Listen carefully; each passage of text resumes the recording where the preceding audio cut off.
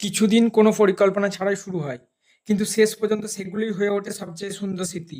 আর চার বন্ধু মিলে বেরিয়ে পড়েছি ছোট্ট একটা যাত্রায়। কি কি হলো আজ সারাদিন আমাদের সাথে, চলুন শুরু করি আজকের ব্লগ। সকালটা আরো জমে উঠলো যখন আমরা পৌঁছে গেলাম মাছের বাজারে।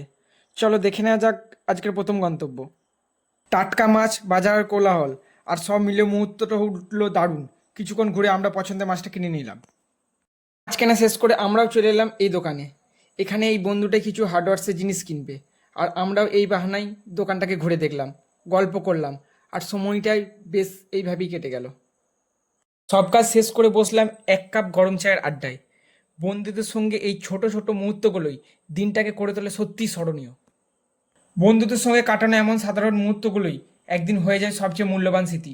ভিডিওটি ভালো লাগলে লাইক করুন, কমেন্ট করুন আর সাবস্ক্রাইব করতে ভুলবেন না। আবার দেখা হচ্ছে নেক্সট ভিডিওতে।